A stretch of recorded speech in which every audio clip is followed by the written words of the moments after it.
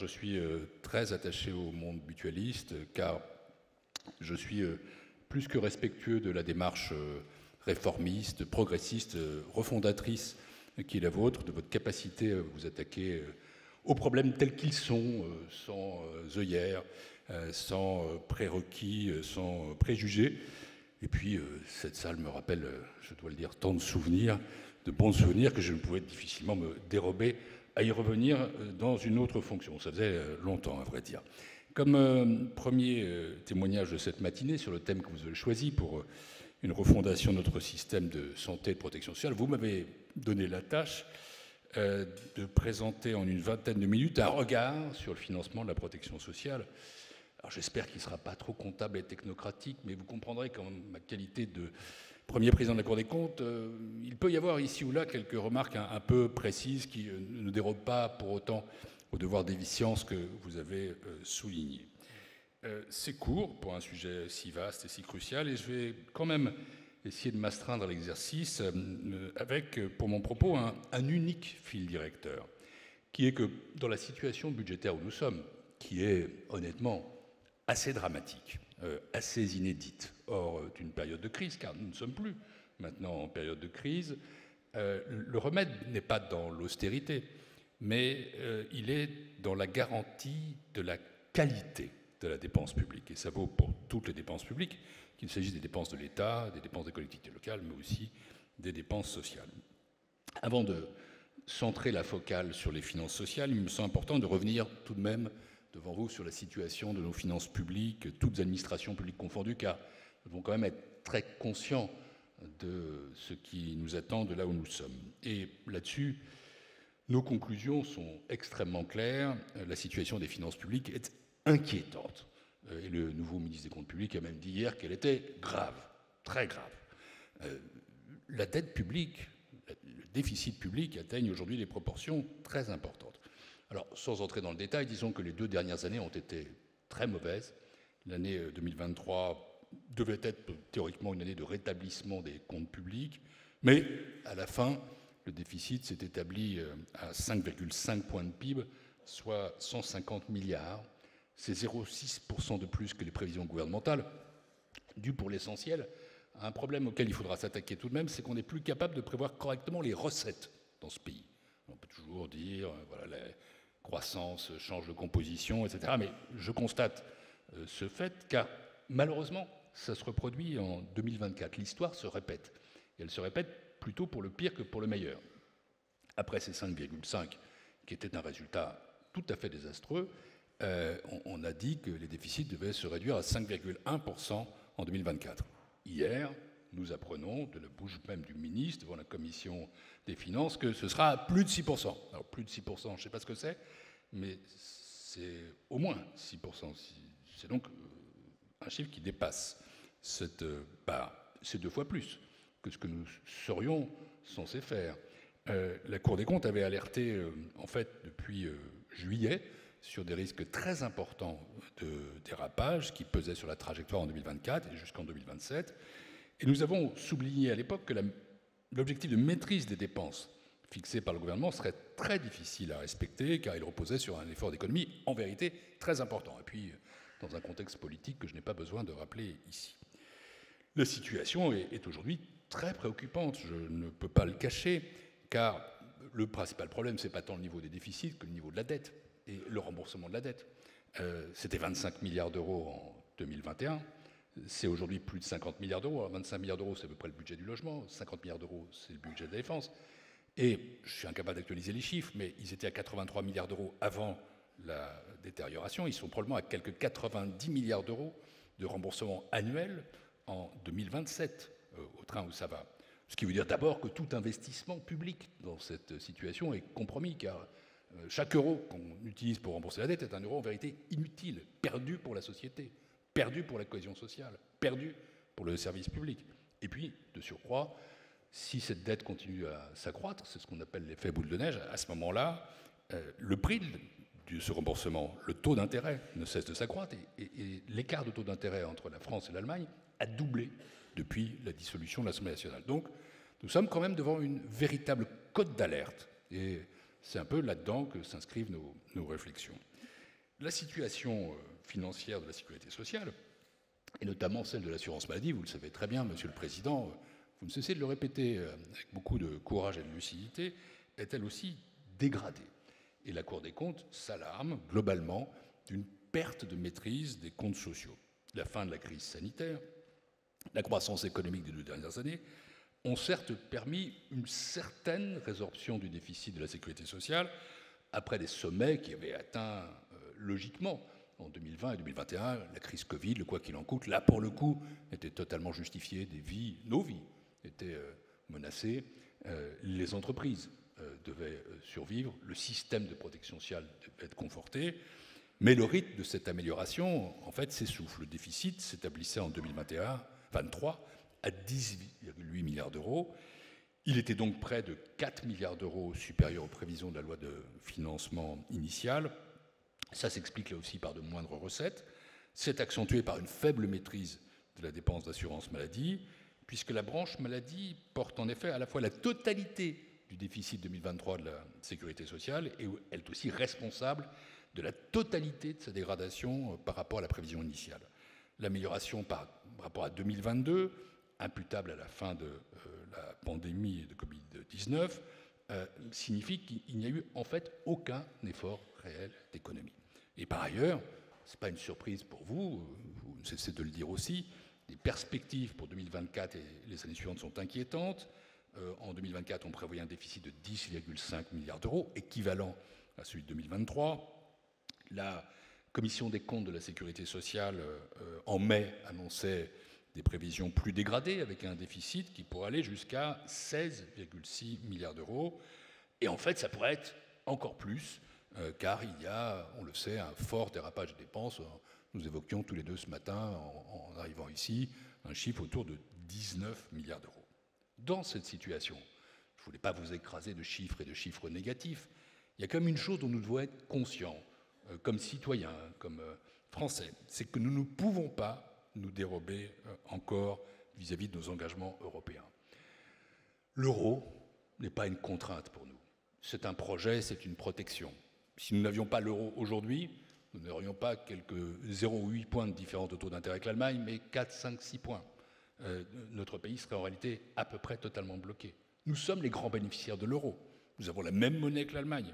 Nous avons à peu près les mêmes taux d'intérêt que l'Allemagne, avec 50% de dette publique en plus. Et donc, je le dis, quand on parle des 3%, quand on parle de la Commission européenne, ce n'est pas une contrainte exogène, ce n'est pas des ennemis, ce sont nos engagements et ce sont des institutions plutôt bienveillantes, mais à qui nous devons tenir un discours de vérité. Et la vérité, en l'occurrence, c'est l'action. Et vous savez que le 26 juillet dernier, donc il y a peu de mois, le Conseil de l'Union européenne, sur recommandation de la Commission, a approuvé une recommandation d'ouvrir une procédure pour déficit excessif à l'égard de la France. Ça ne veut pas dire qu'il va y avoir une sanction demain. Ça veut dire simplement que nous devons à nos partenaires de dire quelle est la vraie trajectoire. Là-dessus, petite parenthèse, je l'ai dit publiquement, et si vous ne le savez pas, je le redis ici, je ne crois pas qu'il faille faire 3% de déficit public en 2027. C'est trop tôt. Ça n'est plus possible. Ce serait trop brutal. Ce serait socialement inacceptable. Ce serait économiquement stupide. On retirerait de la sécurité sociale, on retirerait de l'action publique des milliards d'euros qui seraient préjudiciables à la croissance et à la cohésion sociale. Donc il faut gagner du temps. Je le dis presque à regret. J'ai été ministre des Finances, j'ai été commissaire européen, je suis attaché au respect de nos engagements, mais prenons le temps de le faire. Mais prendre le temps de le faire, ça ne veut pas dire faire n'importe quoi. Ce n'est pas juste donnez-nous du temps et on ne fera rien. C'est donner du temps, mais nous ferons ensemble une action responsable. Alors, justement, que faire ? Ce qu'il faut, c'est reprendre le contrôle de nos finances publiques tout en préservant notre modèle de société, la cohésion sociale dans notre pays. Ce n'est pas chose aisée, c'est une voie forcément étroite, mais je crois que c'est possible. Et je sais que c'est absolument vital.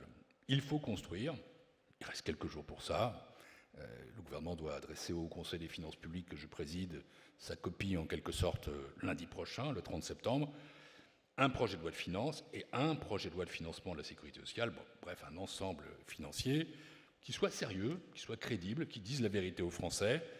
Il faut faire des économies en dépenses, oui, mais sur les bonnes politiques, c'est-à-dire sur les politiques publiques, et je vous rejoins complètement, Éric, les moins efficientes.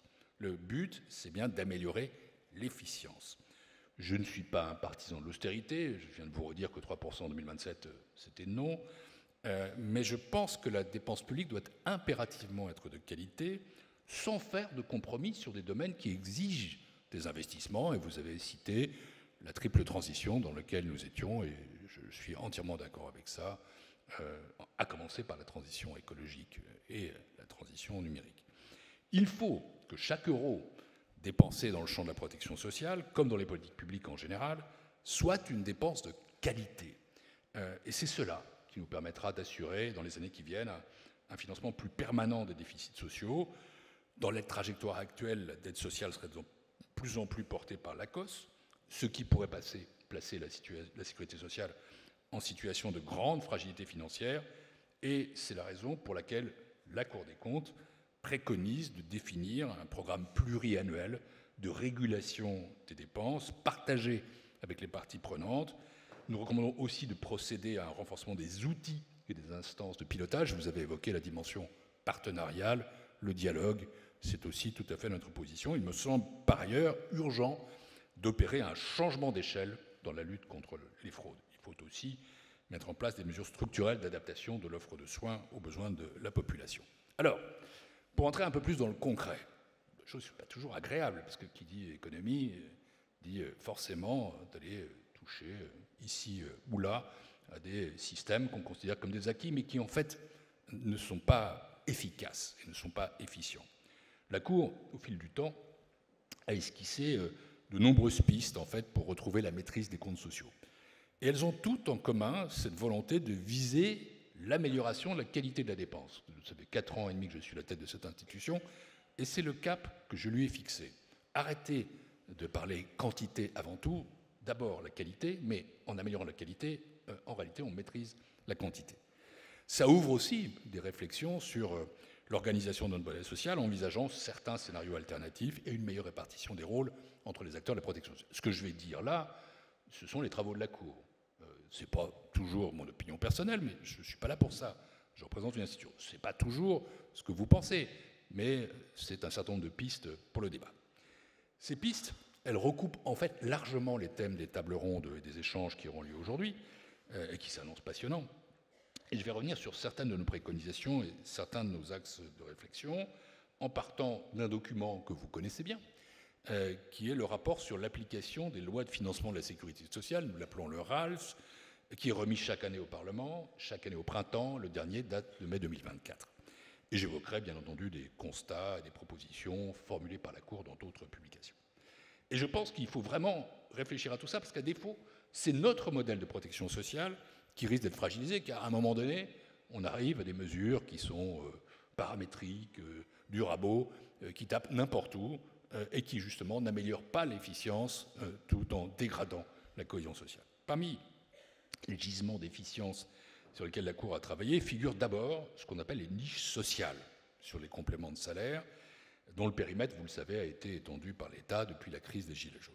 Depuis 2018, en fait, ces compléments se substituent en partie aux augmentations de salaire. Et tous ces dispositifs représentent quand même 87,5 milliards d'euros versés aux salariés en 2022. Ils ont été utiles dans une période de crise, mais ils privent aussi la sécurité sociale de ressources pérennes nécessaires, avec une perte de recettes qui est tout de même estimée à 18 milliards d'euros en 2022. La Cour a donc recommandé à l'État de compenser le manque à gagner pour la sécurité sociale et de revenir vers des conditions de droit commun, c'est-à-dire des salaires, tout simplement, plutôt qu'une substitution aux salaires. Les économies chiffrées pour la sécurité sociale pourraient dépasser la 4 milliards d'euros par an. C'est donc, vous le voyez, une première piste qui, me semble-t-il, est juste et qui est très efficace. La Cour a aussi travaillé sur le domaine des arrêts de travail pour maladie, dont l'efficience pourrait être renforcée, notamment en luttant mieux contre la fraude. Je ne suis pas de ceux qui pensent qu'on doit aller traquer, soupçonner tous ceux qui bénéficient d'arrêts maladie. Ce serait à la fois stupide et injuste, mais néanmoins, ces arrêts de travail ont représenté 12 milliards d'euros de dépenses pour la sécurité sociale en 2022. Ils sont en très forte augmentation depuis 2017. C'est une réglementation qui est très complexe, mal connue des assurés, et il faut d'abord la simplifier. Ça, c'est la première chose. Et puis, il faut lutter contre la fraude. Et ça pourrait être renforcé par une généralisation de la télétransmission des arrêts maladie. Je pense d'ailleurs que de manière globale, la lutte contre la fraude sociale doit changer d'échelle, sans toutefois, bien sûr, qu'une méfiance généralisée et tout à fait injuste se substitue ou ne prenne le pas sur la qualité du service public. Autre exemple, nous avons examiné les conditions du recours croissant aux médicaments anticancéreux qui se sont ajoutés depuis les années 2000 aux traitements classiques de chimiothérapie, radiothérapie, chirurgie. Et il y a quelques jours, je voyais le président de l'Institut Gustave Roussy. J'étais très impressionné par ce que me disait le professeur Barlesi sur tous les progrès qu'on avait pu faire, notamment en matière d'immunothérapie. Bien entendu, ce sont des médicaments efficaces et qui sont absolument essentiels. Mais il y a un coût. C'est près de 6 milliards d'euros en 2022, avant remise, et il y a un problème de régulation par la puissance publique. Il est difficile, en fait, d'établir rapidement le degré d'amélioration du service médical rendu par ces médicaments, malgré l'accès rapide préconisé par la Haute Autorité de Santé, dont je salue le directeur Jean Lessy.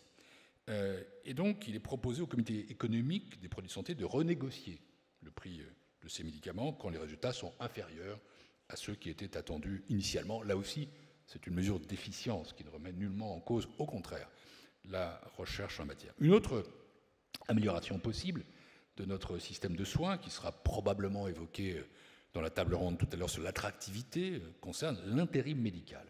Nous nous alarmons, vous aussi peut-être, du développement rapide des différentes formes d'emploi temporaires à l'hôpital, qui peuvent être précaires.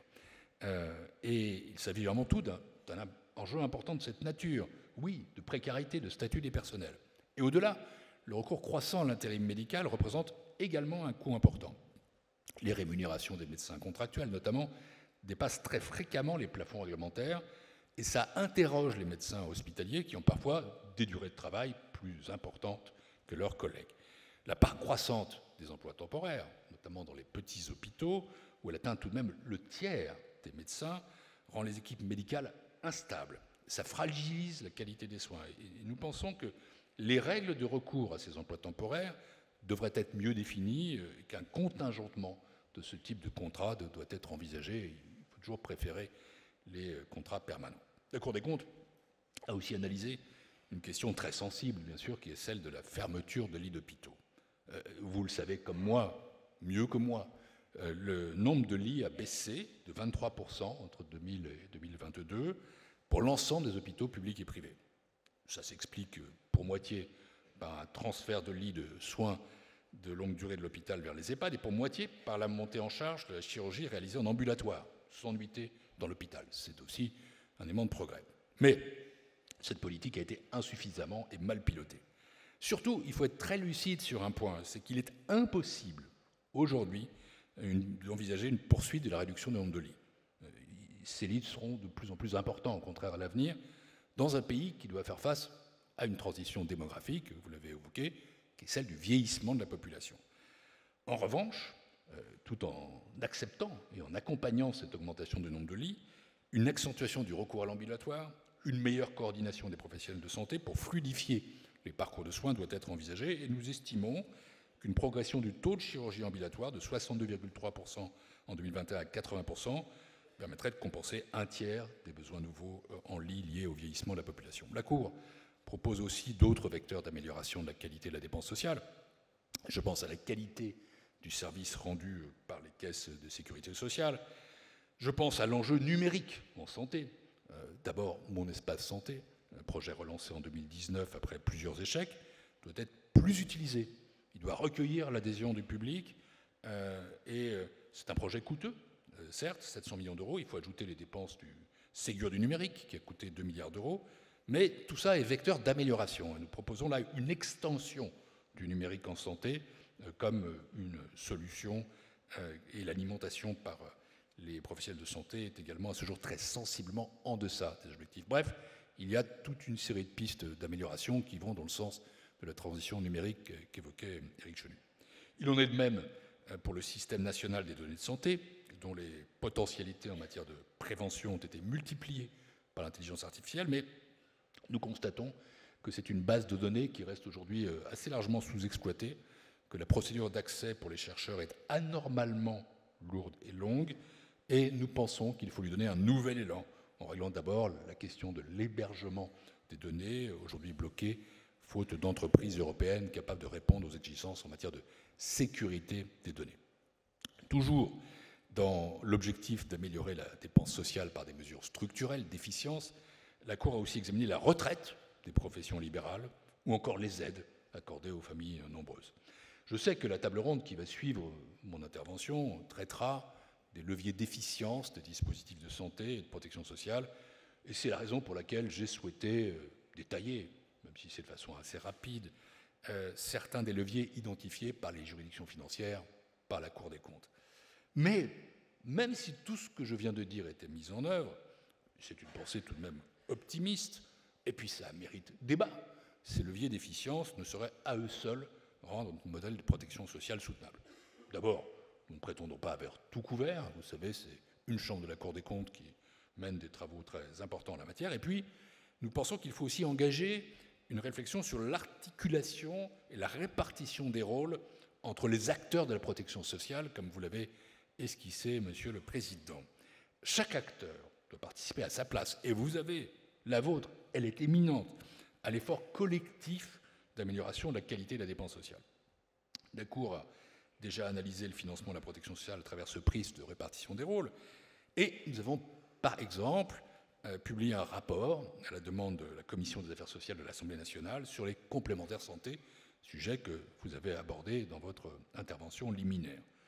Alors, ce n'est pas un rapport tout récent, il date de 2021, mais je pense que le constat qu'il établissait, nous en avons déjà parlé, Eric, il était simple et il demeure d'actualité, à savoir que c'est un système qui est très protecteur, mais qui, comme vous l'avez dit, peut gagner en efficience. Efficience, c'est un mot que je partage complètement, un concept que je fais mien. En France, l'imbrication entre assurance maladie obligatoire et complémentaire est étroite, et ce système permet une mutualisation, mot qui vous est cher, élevée des dépenses de santé. En effet, pour limiter les restes à charge de la population dans notre système assurantiel, la France n'a pas choisi, comme la plupart de ses voisins, dont l'Allemagne, de mettre en place un système de plafonnement des dépenses annuelles de santé des ménages, souvent dénommé ailleurs bouclier sanitaire. Le législateur français a plutôt multiplié les dispositifs d'exonération des frais de santé, ce qui mène à un haut niveau de prise en charge des dépenses de santé par l'assurance maladie obligatoire. Mais même les personnes qui bénéficient de dispositifs d'exonération ne sont pas à 100% couvertes. Aussi, le législateur, dans le même mouvement, a favorisé le développement des assurances complémentaires santé pour améliorer l'accès aux soins, notamment en la rendant obligatoire pour les salariés du privé. Les résultats, je le dis tout de suite, sont très positifs, à savoir que l'ensemble des obligations ou des dispositifs incitatifs mis en place permettent aujourd'hui, et c'est un progrès social considérable, à la quasi-totalité de la population d'être aujourd'hui couverte par des complémentaires santé. En conséquence, le reste à charge des patients en France est un des plus faibles en Europe. Néanmoins, vous le savez, vous l'avez dit, ce système comporte des fragilités, et la Cour des comptes a examiné plusieurs scénarios, elle a formulé des recommandations pour les dépasser. Quel que soit en tout cas le scénario retenu, une concertation renforcée, vous avez évoqué cet aspect, doit avoir lieu entre l'assurance maladie obligatoire et les organismes complémentaires de santé. Elle doit viser une meilleure coordination en matière de prévention de santé, sujet sur lequel j'ai peu insisté, mais qui est évidemment tout à fait essentiel, pas seulement pour le coup comme vecteur d'économie, mais comme vecteur d'amélioration de la santé, de lutte contre les fraudes, et j'y reviens, c'est comme un sujet tout à fait massif, ainsi qu'en matière de répartition des prises en charge et des remboursements. Au-delà des complémentaires santé, vous l'avez dit, et j'approuve ça totalement, il faut rechercher une meilleure articulation, une meilleure répartition entre les acteurs, parce que le retour à l'équilibre financier de l'assurance maladie obligatoire, il ne doit pas être, comme vous l'avez dit, comptable, il ne doit pas être d'essence technocratique, il passe sans doute par des mesures très pratiques, mais il implique des efforts qui soient partagés et des efforts qui soient justes. Et dans le moment difficile que nous visons, que nous vivons, ces deux notions, la justice et le partage, doivent être centrales. Voilà, mesdames et messieurs, je me suis à peu près tenu au temps imparti. Quelques pistes que je souhaitais porter à votre connaissance. Alors, elles ne concernent pas l'ensemble du champ, elles ne visent pas à épuiser le sujet, elles ne sont pas des vérités révélées, ce sont des éléments pour le débat que vous allez avoir.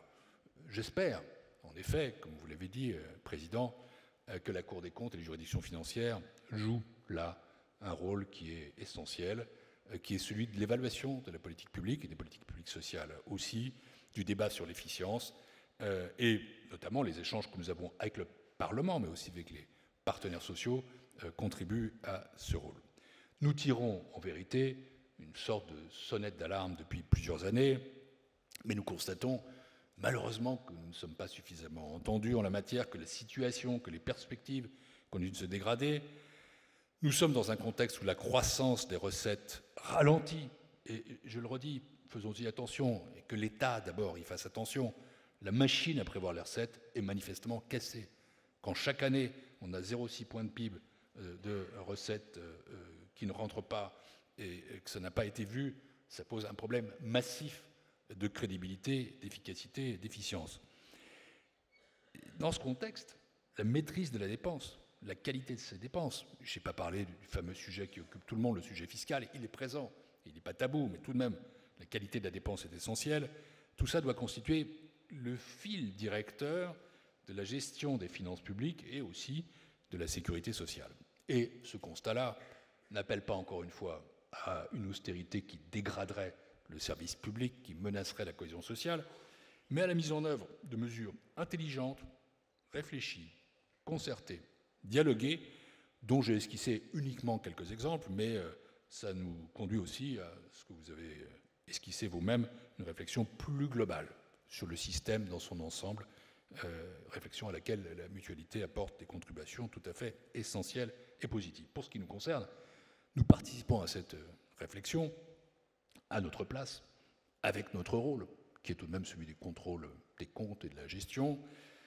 D'abord, nous le faisons à travers l'ensemble de nos rapports, mais aussi nous avons réalisé, à la demande du Premier ministre d'avant, Gabriel Attal, ce qu'on appelle une revue de dépenses sur l'amélioration du pilotage et la régulation des dépenses de l'assurance maladie. Je n'ai pas pu le remettre à Gabriel Attal parce que je devais le faire le 28 juin, c'était la veille du premier tour des élections. Il avait l'air occupé. Ensuite, il y a eu un gouvernement d'affaires courantes, ça a duré assez longtemps. Maintenant, il y a un nouveau Premier ministre, qui n'était pas forcément celui que vous attendiez, mais qui est là. Donc j'attends qu'il ait vraiment pris la totalité de l'affaire en main pour le lui remettre et pour donner aussi ses rapports à la connaissance des Français. Mais ce rapport, comme tous nos rapports, car depuis que je suis Premier président, j'ai pris une décision qui est que tous les rapports de la Cour des comptes sont maintenant publics. Il sera publié dans les prochaines semaines.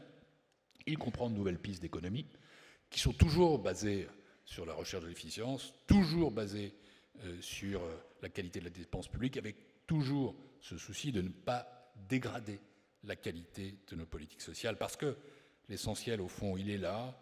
Nous devons nous assurer de la qualité de la dépense sociale. C'est indispensable pour préserver la cohésion sociale dans notre pays. Ça passe, c'est vrai, par un haut niveau de dépenses. Nous n'avons pas à rougir de notre préférence pour la dépense publique. Elle résulte aussi d'un modèle social que nous avons fait nôtre. Et nous devons être fiers. Nous allons toujours dépenser plus que les autres. Mais dépenser plus, ça ne signifie pas dépenser mal. Ça implique de dépenser mieux. Et dans cette recherche de la qualité de la dépense, de l'efficience, vous trouverez toujours la Cour des comptes à vos côtés. Je vous souhaite une excellente journée, une excellente matinée. Merci de m'avoir accueilli.